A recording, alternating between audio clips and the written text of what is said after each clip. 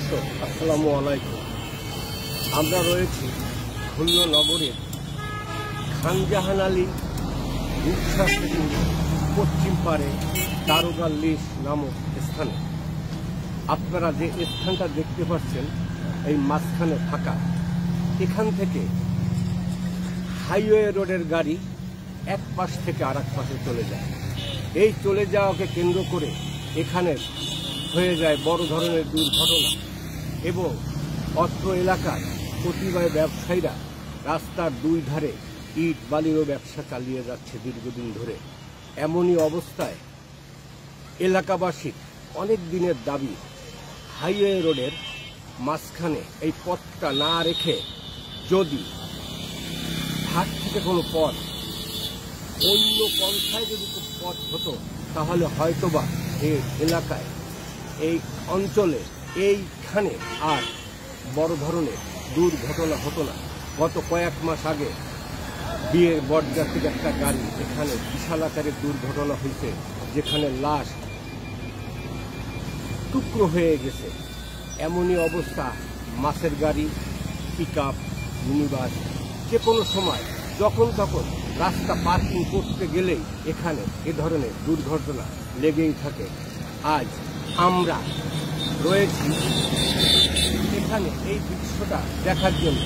মাঝখানে ব্রিজ কর্তৃপক্ষ সড়কের এই মাঝে ইট দিয়ে পাঁচলি করে আটকিয়ে দিয়েছিল।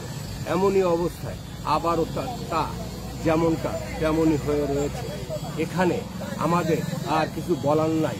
এখানে যে অবস্থা হচ্ছে তাতে করে সাধারণ মানুষ রাস্তা পারাপার হতে অনেক বলে অনেকেই মনে করেন। দর্শক আপনারা দেখতে পাচ্ছেন হাইওয়ে সড়কের দুই ধারে অগণিত ব্যবসা বাণী। এখানে খুলনা ইস্পাড়া যাওয়ার একমাত্র পথ, কিন্তু এখানে এমন কোনো জায়গা নেই যে এখান থেকে তারা বেরিয়ে ইস্পাড়ার পথে যাবে। লবণচড়া সড়কে যে অবস্থা ছিল এই অবস্থা নিয়ে আমরা কথা বলেছি গতকালকে। এখন আজ সাধারণ মানুষকে আমরা এই দৃশ্যটা দেখাচ্ছি। এখানে প্রতি মাসে এক একটা বড় ধরনের দুর্ঘটনা এই যে ফাঁকটা দেখতে পাচ্ছেন, এখানেই হয়ে থাকে। প্রিয় দর্শক, আমরা এখন কথা বলছি অত্র এলাকার বাসিন্দা। আপনার কি নাম ভাই? আসলে এই যে ফাঁকটা করাকে কেন্দ্র করে এখানে কি এমন সমস্যা হচ্ছে? এই জায়গায় দ্রুত এই যে গাড়ি যাইতে পারে না, অ্যাক্সিডেন্ট হয়। এদিক দিয়ে গাড়ি আসে, আপনি এদিক দিয়ে গাড়ি আসে, অ্যাক্সিডেন্ট হয়। আমরা এই যে বন্ধ করার জন্য ইট দিয়ে রাখছি। এক গুন্ডাওয়ালা এসে আমাদের ধুমুক দিচ্ছে, এই যে লোক মরে যাক, 100 লোক মরে গেল আপনারা দেখবেন না। আমরা আমাদের কষ্ট কিভাবে ছটপট করে মরে এই যে পথে পড়ে থাকে। আমাদের নিয়ে মেডিকেলে যেতে আগে একটা বড় ধরনের দুর্ঘটনা হলো, বিয়ের বরযাত্রী ভোরবেলা হয়েছিল। এটা মানে আপনার ইজি বাইক দলা মোচ হয়ে গেছে, বরযাত্রীর সাথে একটা টসমস হয়ে গেছে। আমরা অবশ্যই চাই, কিন্তু কার কাছে বলবো? এটা নিয়মিতভাবে গাড়ি পার্কিং হয়ে যাচ্ছে। আমরা ইট দিয়ে রাখলে আমাদের মারতে আসে।